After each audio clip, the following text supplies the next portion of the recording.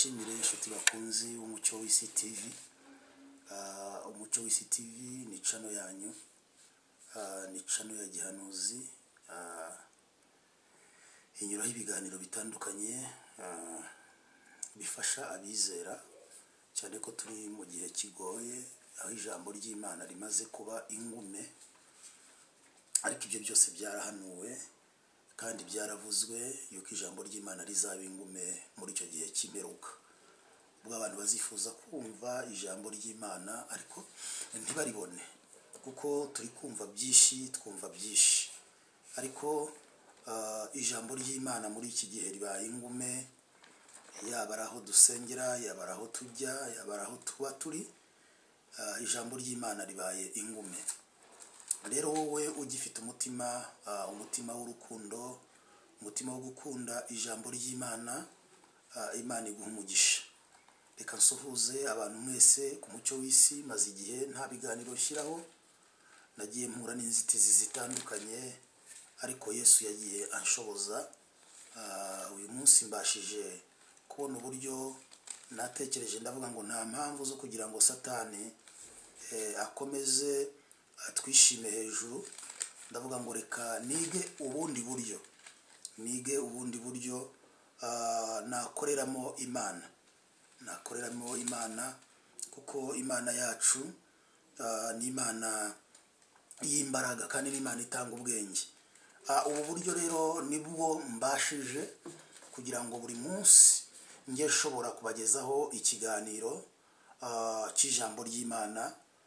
Ndumva ubu buryo butazahagarara kubera ko Imana ibidushoboje. Uyu munsi turaganira ku magambo y'Imana. Amagambo y'Imana niryo jambo narababwiye ngo tugira abantu babiri, tugira uwitwa bugingo tukagira n'uwitwa mubiri. Uwitwa mubiri agaburirwa ibyo kurya, turamukarabya tukamusiga amavuta twaguze, tukamukarabya amazi twaguze, ariko n'uwitwa bugingo nawe akenera kubaho. Turimo abantu babiri. Uwamenye Kristo wese ndamukangura mubwira ko turimo abantu babiri. Umuntu wa mbere ni mubiri, umuntu wa kabiri ni bugingo. Bugingo ni nawe uzabona Imana ikugirire neza. Bugingo rero nta kindi arya, ntabwo arya makaroni, ntabwo arya umuceri, ntabwo arya ibirayi. Bugingo arya ijambo ry'Imana. Nicyo cyatumye Dawidi avuga ngo nabikiye ijambo mu mutima wanjye kugira ngo ntagucumuraho. Imana itugirire neza cyane. Ndabakunda, mbifuriza umugisha w'Imana uko bwije nuko bukeye. Muhabwe umugisha mu bihugu murimo, muhabwe umugisha abari mu Rwanda, muhabwe umugisha mwe mwese munkurikirana, mwemeye kuba inshuti z'umucyo w'isi TV. Kandi umuntu wese ukunda ijambo ry'Imana ujye umukangurira kuza ku mucyo w'isi TV. Kuva kuri tariki ya 18 z'ukwezi k'umunani nzajya mfata ibi biganiro nkoresheje telefone, ariko nshobore kugeza ku bakunzi banjye, nshobore kugeza ku nshuti zanjye ijambo ry'Imana. Murakoze rero mwebwe mwese. Uyu munsi turi ku ijambo rivuga ngo kwihangana. Ijambo rivuga ngo dukwiriye kwihangana. Kubera iki Imana yampaye iri jambo? Imana yanyeretse abantu benshi muri iki gihe bananiwe. Intwaro yitwa kwihangana ibuze mu bakuru n'abatoya, ibize mu bize n'abaswa, ibize mu batunzi n'abakene. Intwaro yitwa kwihangana. Tugiye gusoma ijambo riri mu rwandiko rwa mbere, mu rwandiko rwa Yakobo igice cya mbere, umurongo waho nuwa 12. Haravuze ngo hahirwa uwihanganira ibimugerageza, kuko namara kwemerwa azahabwa ikamba ry'ubugingo iry'Imana yasezeranyije abayikunda. Umuntu niyoshywa gukora ibyaha ye kuvuga ati Imana niyo inyoheje, kuko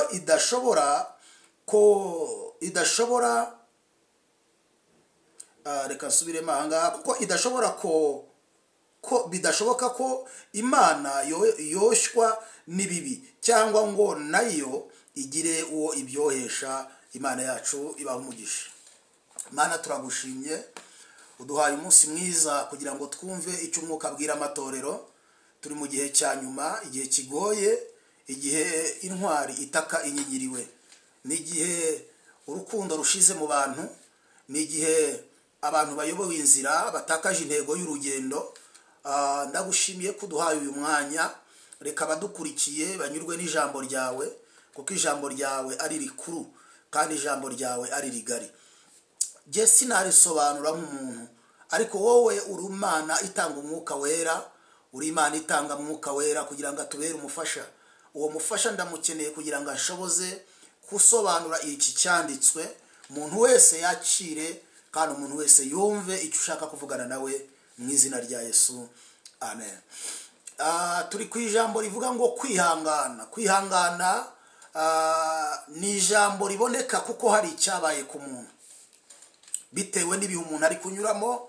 Ngira ngo urabizi, hari igihe duhura n'ibyago, duhura n'amakuba atandukanye, duhura n'ibitagenda, tugira ibibazo, abantu inshuti zacu zikaza zikatubwira ngo mwihangane. Kwihangana ni definisiyo igaragaza ko nta kindi ukwiriye gukora ku cyabaye. No kugira ngo dusobanure ijambo kwihangana ni iki ubundi? Ni ijambo, ni ibintu bisobanurwa ngo nta kindi jyewe nkwiriye gukora ku byambayeho. Ibyambayeho byose, ibyo nahuye nabyo byose, nta kindi, nta yindi solution, nta kindi gisubizo uretse kwihangana, kubyihanganira. Ni ukuvuga ngo ni ikintu, ni ijambo riza mu gihe wowe nta kindi gisubizo ufite, nibwo umuntu aza akakubwira ngo ihangane. Ndagira ngo rero twumve neza iri jambo. Kubera iki Imana idusaba kwihangana? Nibutsa abantu bankurikiye, hari ibintu bimwe Imana itazasubiza, hari ibintu bimwe Imana itazakora, ahubwo bigusaba kubana nabyo ukabyihanganira. Niyo mpamvu Bibiliya ivuga ngo abihanganye nibo banyamahirwe. Ndabizi hariho inyigisho nyinshi zibwira abantu ko Imana ibishoboye. Nanjye y'Imana yampumekeye uwo mwuka wo guhanurira abantu ku bushobozi bw'Imana, ndabikora. Ariko hari ibintu byinshi Imana itazakora, ahubwo bizagusaba kwihangana, bisaba kwihangana, bigusaba kwihangana. Ntabwo ibibazo byose ufite ari byose, ntabwo Imana izabikemura byose. Si uko itabishoboye, ahubwo hari ibigusaba kwihangana.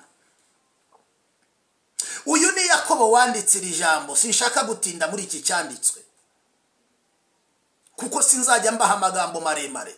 Nzajya mbabwira amagambo mushobora kumva kandi mugakuramo icyo ishobora kubafasha. Yakobo yari mwene se wa Yesu. Igihe Yesu yabanye nawe atamwemera, utaremeraga undi ninde? Yakobo ntiyemeraga ko Yesu ari umwana w'Imana. Yamubonaga nka mwene se, akamucunaguza, akamufata uko atari, akamubwira amagambo mabi y'uburyo bwinshi. Urabona, hari igihe uvuka mu umuryango Imana ikagupromotinga, ikaguha urundi rwego, ariko abo mu muryango bakaguma bagusuzugura, bakwereka ko uri umuntu uciriritse. Yakobo niko yafataga Yesu. Iyo yavugaga ngo ari umwana w'Imana, yaramubwiraga turi umwana w'Imana mu buhe buryo? Ntidusangira ibi n'ibi, ntitubana aha n'aha, ntituvukana. Yahoraga musenya. Mu yandi magambo, nta magambo yo kumwubaka, yo kumumotiva mu bikorwa yabaga arimo by'ijambo ry'Imana, nta yari ahari. Rero Yakobo yaje gusobanukirwa uwo babanaga nawe. Yesu arambuye ibiganza ku musozi wa Leyono, arazamuka ajya mu ijuru. Yakobo abona ko yabanaga n'umuntu udasanzwe, abona ko yabanaga n'umuntu ufite izindi puissance.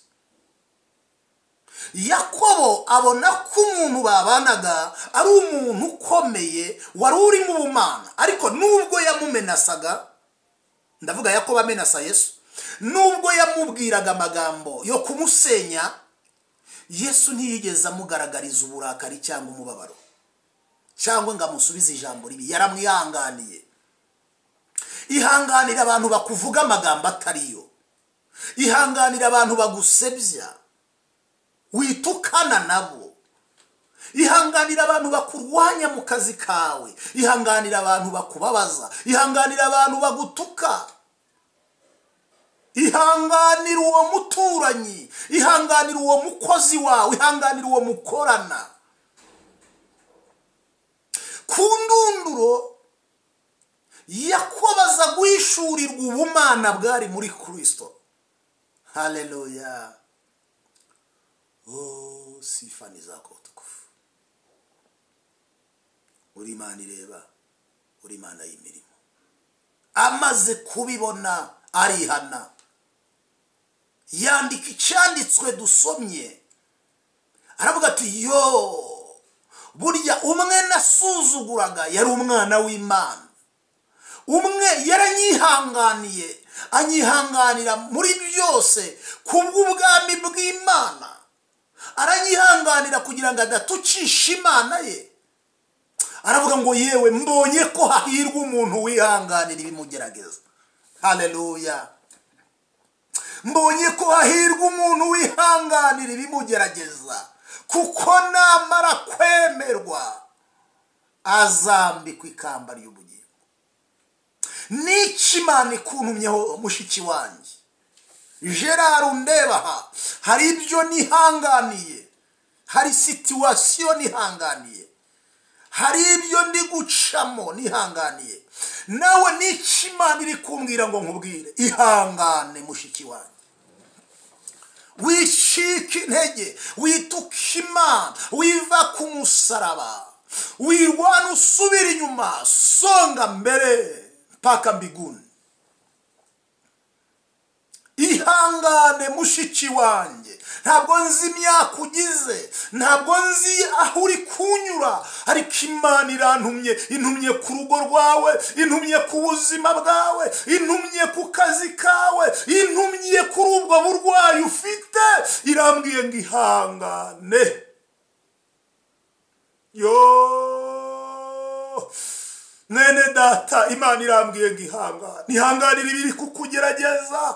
Birashoboka kuri guca mu ishuri, birashoboka kuri kugeragezwa n'ishuti, birashoboka kuri kugeragezwa n'umugabo, birashoboka kuri kugeragezwa n'abo wagiriye neza, birashoboka kuri kugeragezwa n'abantu, birashoboka kuri kugeragezwa n'uwawe wizeraga, birashoboka kuri kugeragezwa n'umuntu wiringiraga. Imana irambwira ngo ihangane, kuko numara kwemerwa uzambikwa ikamba.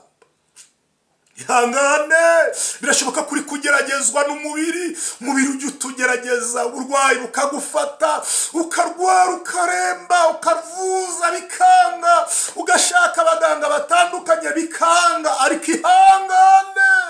Ihangane wijya mu bapfumu, ihangane wijya kuraguza, ihangane witandukira ngo uve ku musaraba. Ihanganira ibikugerageza, numara kwemerwa uzahabwa ikamba.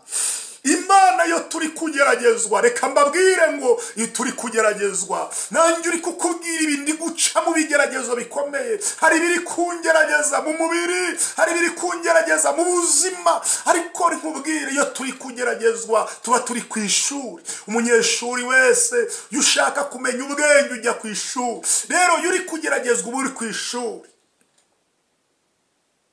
Iyo uri kugeragezwa uba uri ku ishuri. Witoroka ishuri, wiva mu ishuri, icara urambye ukurikirane profe wawe. Ntabwo muzi yaba ari umuturanyi, profe yawe ntabwo muzi yaba ari umugore wawe cyangwa umugabo wawe, profe wawe yaba umwana wabyaye, profe wawe yaba umuturanyi, profe yawe yaba abo mukorana mu kazi, profe wawe yaba inshuti yawe. Ariko icyo ngusaba, kurikirana profe, wihangane. Turi ku ishuri, nyuma y'amasomo, nyuma yo kwiga umuntu akarangiza ahabwa diplome. Niyo mpamvu Yakobo yabonye ikamba. Iri kamba niyo diplome y'abihanganye. umunyeshuri wikuye ku ntebe y'ishuri arasuzugurwa, aragawa, ariko umunyeshuri wihanganiye ku ntebe y'ishuri ayihagurukanaho icyubahiro n'agaciro gakomeye mu maso y'abamuzi. Ihangane mama, Imana yambwiye nkubwire gihangane, ihanganira amakuba uri gucamo, ihanganira ibigambo uri kubwirwa, ihanganira ibitutsi uri gutukwa, ihanganira imibabaro uri kunyuramo. Nyuma yo kugeragezwa hari ikamba. Arore sante bode saya le chanto tia pikia di fora dende sante faisi kila idea atande fo shadi braili fone tai. Asante papa. Oh hallelujah. Nyura mu misozi, nyura mu mataba, aho hose niko harushya umutima, njya saba Uwiteka kugira ngo amfashe. Uwiteka nawe ntatinda kunyumva, n'igitangaza pe, n'igitangaza pe, rwose n'igitangaza ko Yesu yankijije. Umwuka we wera ni ujya unyobora, uzangeza iwanjye mwijuru amahoro. Iyo ngeragejwe n'umwanzi Satani, ngwa niyo ntambara nambaye ukwizera. Ijambo ry'Imana niyo nkota yanjye, kandi rizangeza mwijuru amahoro. N'igitangaza pe, n'igitangaza pe, rwose n'igitangaza ko Yesu yankijije. Umwuka we wera ni ujya unyobora, uzangeza iwanjye mwijuru amahoro. Haleluya. Ihangane urwane iyo ntambara wambaye kwizera. Yakobo aravuga ngo hahirwa, urahirwa wa mukobwa we wihanganye, ntiwishingire, ntiwiyanduze. Urahirwa wa mubyeyi we wihanganye, urahirwa wa mupapa we wihanganye, urahirwa wa musore we wihanganye, kuko nyuma y'ubu buzima hari ubundi buzima, hari ikamba ry'ubugingo. Mbifurije kwihangana muri iki gihe turi kunyura mu ruganda. Muri iki gihe umugeni wa Kristo arimo arageragezwa mu buryo bukomeye. Umugeni wa Kristo aho ari, ahariho hose arimo aranyuzwa mu ruganda. Turimo turageragezwa n'ibintu bikomeye, ariko hahirwa wowe wihangana. Ihangane nanjye ndihanganye. Ndagukunda, nkwifuriza umugisha w'Imana, nkwifuriza umugisha w'Imana. Imana ikomeze ikwiteho, Imana ikomeze ikurwaneho, Imana ikomeze igukingurira imiryango, Imana ikomeze kwambika imbaraga zo kuyikorera, kandi ukuboko kwiza kw'Imana ukomeze gukora imirimo n'ibitangaza ku buzima bwawe mu izina rya Kristo Yesu. Amen. Reka dusengane Imana.